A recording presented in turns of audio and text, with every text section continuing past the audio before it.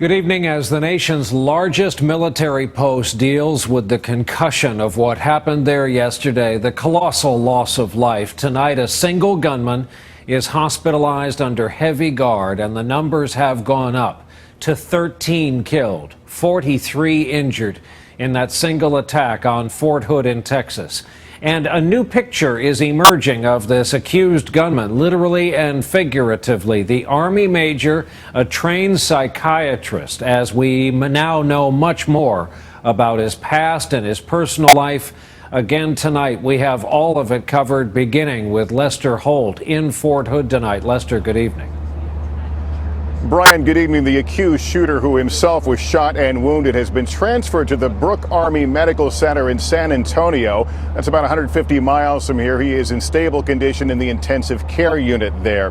Meantime, his former comrades back here are left to wonder why, and also to wonder whether anyone could have or should have seen this coming. The Army's top brass at Fort Hood today, leading soldiers in a moment of silence, exactly 24 hours after one of their own turned this stateside post into a battleground. I'll tell you candidly, this was a kick in the gut, not only for the Fort Hood community, but also for our entire Army. Officials today confirmed the carnage was the work of one man, Army Major and psychiatrist Nadel Hassan, who they say turned on the very soldiers he was charged with caring for. People were shot just about everywhere.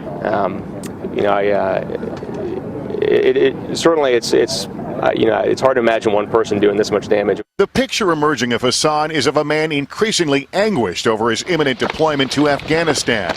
Still, they say there was no warning when at 1:34 p.m. Hassan, dressed in his Army uniform, opened fire inside the Fort Soldier Readiness Center, where men and women preparing for deployment were undergoing medical screenings. Also in the line of fire, a group filing into a graduation ceremony. Army photographer specialist Elliot Valdez was heading into the theater and told his story to a military video crew. People outside of the theater coming inside, screaming, and there had been one person that made his way to the theater that had been shot. As soon as that happened, I just grabbed my camera and just ran outside.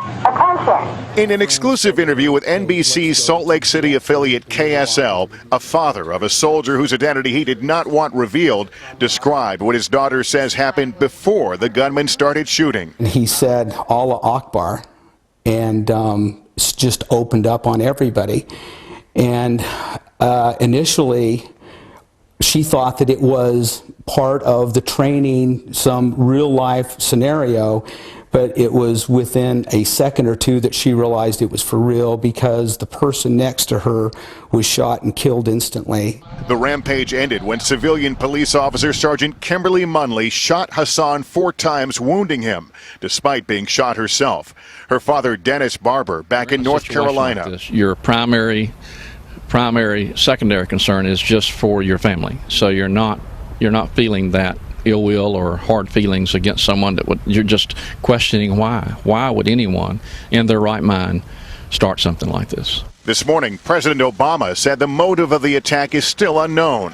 What we do know is that there are families, friends, and an entire nation grieving right now for the valiant men and women who came under attack yesterday. Army officials are for now treating the attack as an isolated incident and cautioning against a rush to judgment. I do worry slightly about a potential backlash. With 13 dead and over 40 injured, the Army hopes the attack won't create deeper wounds within the brotherhood of soldiers. In one of the many sad ironies of this tragedy, the bodies of those who were killed here are making the same solemn journey tonight that America's war dead do. They are being flown, Brian, to Dover Air Force Base in Delaware to a military mortuary where they will eventually be turned over to their families. Lester Holt starting us off tonight from the main gate there at Fort Hood in Texas. Lester,